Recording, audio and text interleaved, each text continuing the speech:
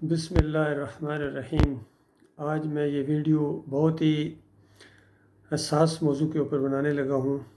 اگر پاکستان کی سالمیت کو خطرہ نہ ہوتا تو شاید اس انداز سے میں گفتگو نہ کرتا۔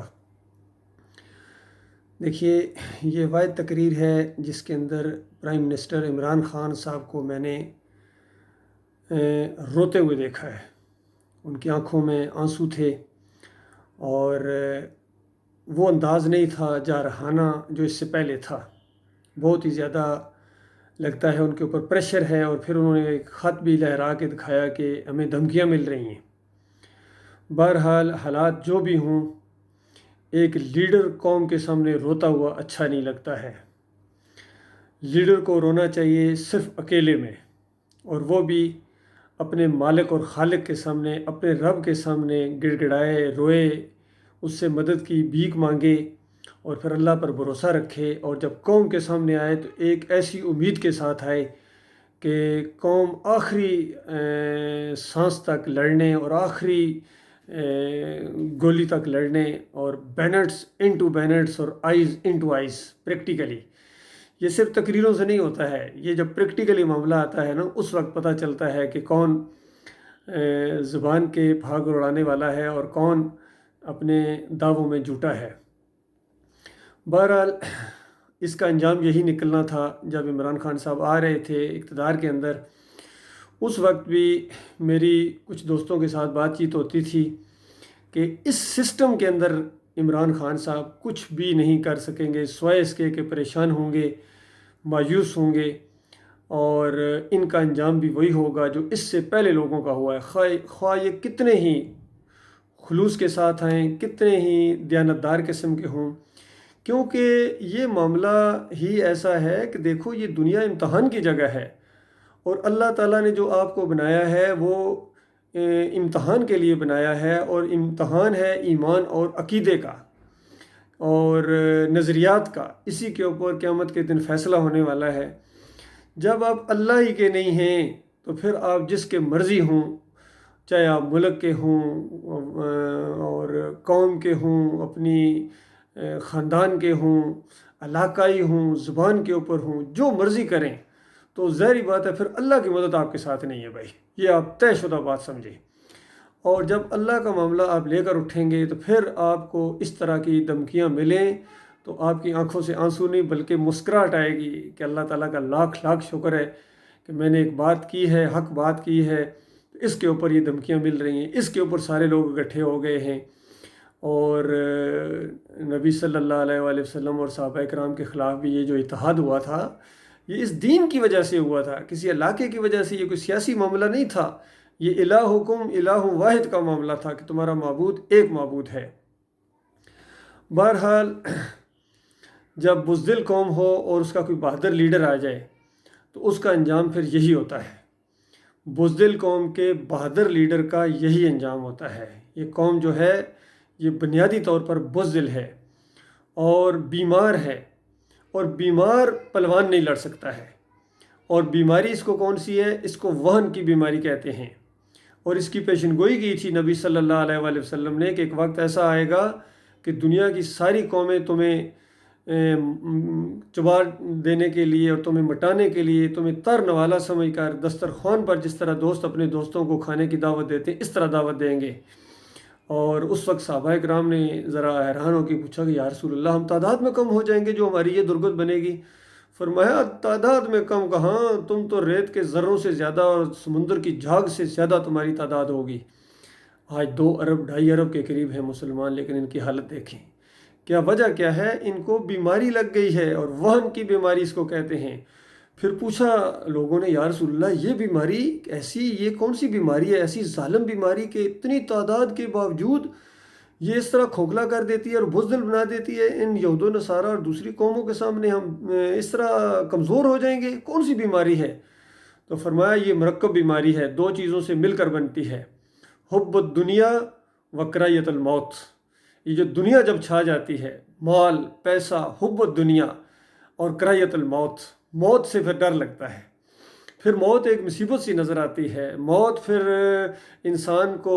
جو ہے نا آنکھیں دکھاتی ہے، اسے ڈر لگتا ہے۔ تو یہ چیز ہوتی ہے، پھر یہ آدمی بزدل بن جاتا ہے، پھر یہ نہیں لڑ سکتا ہے۔ تو مجھے تو حیرانگی ہوتی ہے، اتنے بڑے بڑے کرپٹ، اتنے بڑے بڑے غدار، اس سے بڑی کیا غداری ہوگی کہ ہمارا پرائم منسٹر انڈیا میں جا کے ہماری اپنی فوج کے خلاف تقریر کرے؟ اس سے بڑی کوئی غداری ہو سکتی ہے؟ اور گوگل کھولیں اور کرپٹ لیڈر کا نام لکھیں اور سر فہرست نام ان کا آئے، اور پھر ان کے ساتھ جو ملے ہوئے ہیں مسٹر 10%، پوری دنیا جانتی ہے ان کو 10% ہے، لیکن اس قوم کی آنکھیں نہیں کھل رہی ہیں، یہ پھر بھی دوبارہ ایک باری اور لیں گے جی۔ پھر جناب یہ فضل الرحمان صاحب ہیں، کبھی کوئی دین کا کام انہوں نے کیا؟ ایک سروے میں نے دیکھا ہے، میں حیران رہ گیا ہوں، کتنے بندوں سے اس بندے نے ان کا فوٹو دکھا کے پوچھا ہے کہ اس بندے نے کوئی دین کا کبھی کام کیا؟ اس نے کہا نہیں بھائی، کبھی اس نے اللہ کا نام نہیں لیا، کبھی قرآن کی کوئی تلاوت کر کے لوگوں کو واعظ و نصیحت نہیں کی ہے، کبھی کسی کو اس نے ایمان عقیدے کی دعوت نہیں دی ہے، بلکہ اور تھپکی دیتے ہیں۔ اور یہ کیا کریں کہ باپ بھی ایسے تھے، انہوں نے بھی حلوہ چڑھایا تھا جا کے علی جویری کی قبر کے اوپر، جن چیزوں کو پہلے شرک سمجھتے تھے، اقتدار حاصل کرنے کے لیے، حکومت حاصل کرنے کے لیے، وہی شرک پھر ان کا عین ایمان بن گیا ہے۔ تو یہ جو ایسے علماء ہوتے ہیں، ان کی نشانی ہی یہی ہوتی ہے کہ پہلے جس چیز کو شرک کہتے ہیں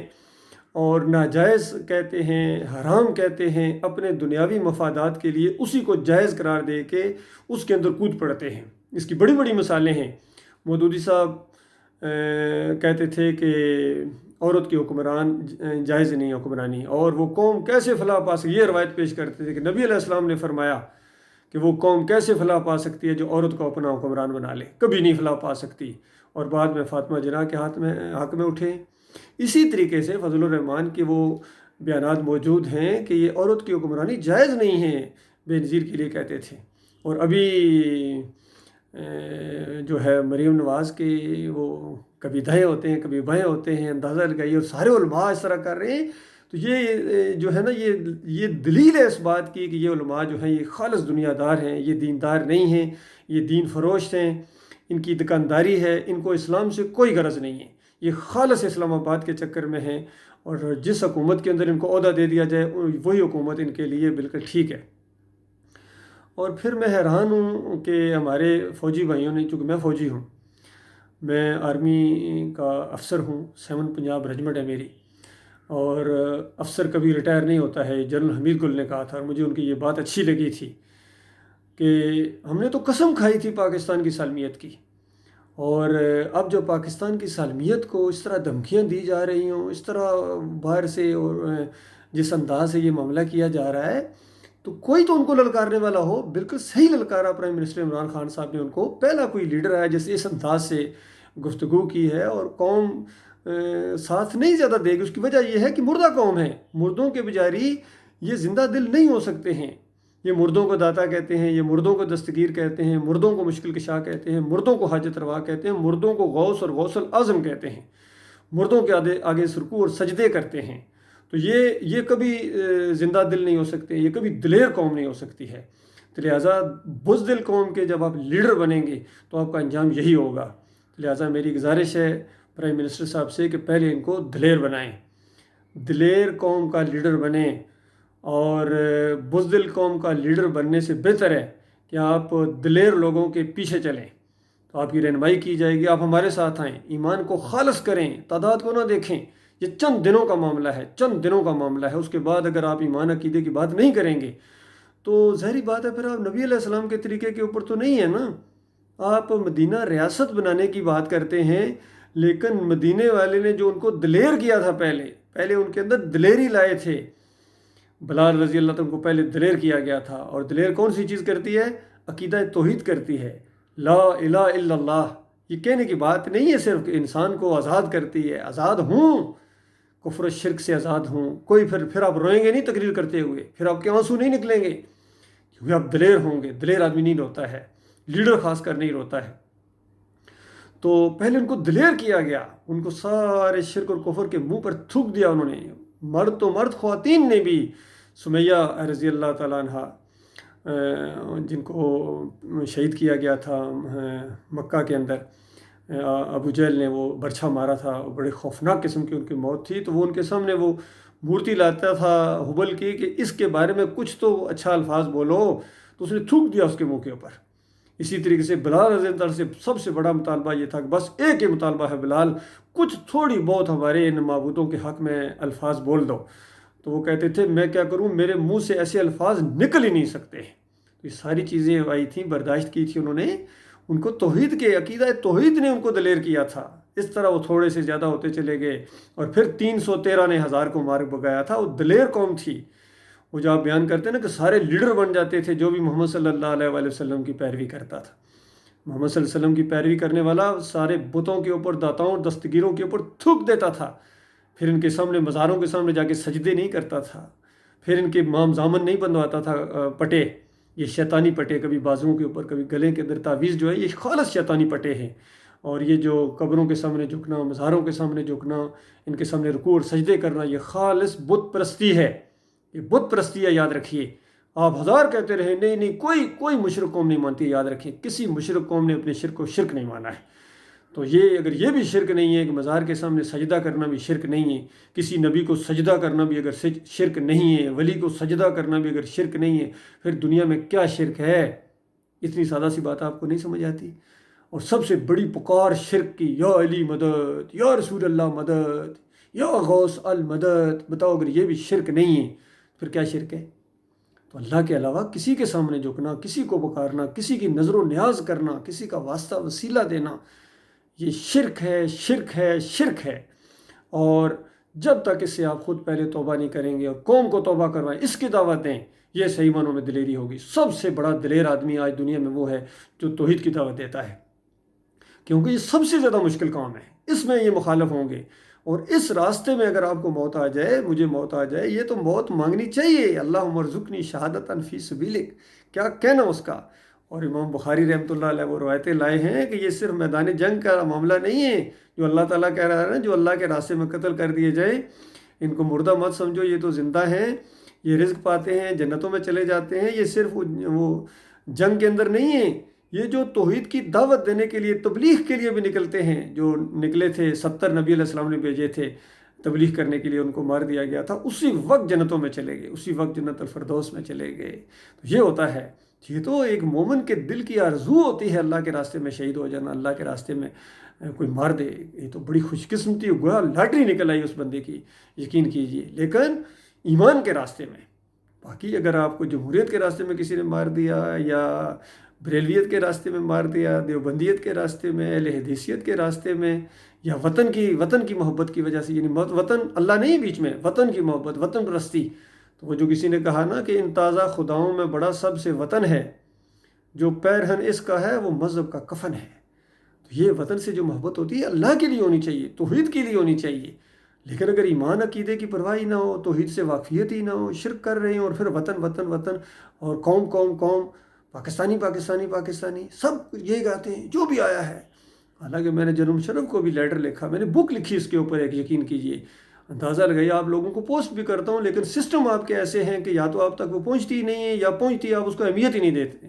میں نے یہاں بحرین میں ہمارے جو امبیسڈر ان کے ہاتھ میں پکڑائی، جب پرائم منسٹر یہاں آ رہے تھے عمران خان صاحب، میں نے کہا ان کو دو، ان کا پورا چیپٹر میں نے اس کے اندر لکھا ہے، اس کے اندر واضح و نصیحت کی ہے، ان کو طریقہ بتایا ہے پاکستان کو آگے لانے کا، اور اس شرک اور کفر کو مٹانے کا، اور یہ قرضے چٹکیوں میں آپ کے ختم ہو جائیں گے، یقین کیجئے۔ اور یہ یہود و نصارہ آپ کو کچھ بھی نہیں کر سکتے ہیں، یہ بزدل لوگ ہیں، ان کو بالکل فرنٹل اٹیک ان کے اوپر ہونا چاہیے، ذرہ برابر ان کی دھمکیوں سے جو ہے دل برداشتہ نہیں ہونا چاہیے، آنسو نہیں نکلنے چاہیے۔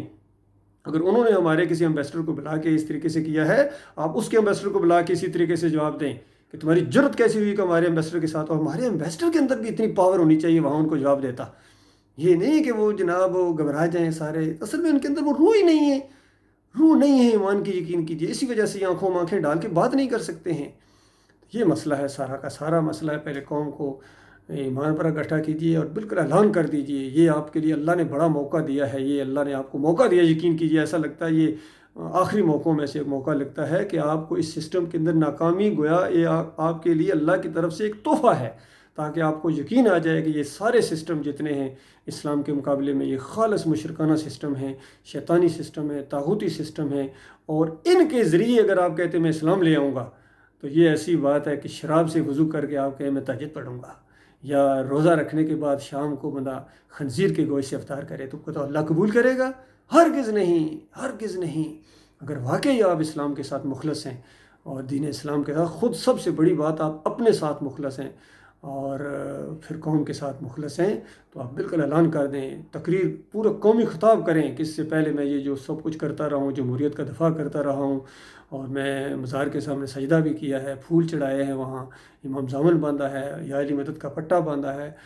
تم سب لوگوں کو گواہ رہنا، میں سے توبہ کرتا ہوں، معافی مانگتا ہوں۔ انہی مولویوں نے، انہی فضل الرحمان جیسے مولویوں نے، طاہر القادری جیسے مولویوں نے مجھے گمراہ کیا تھا،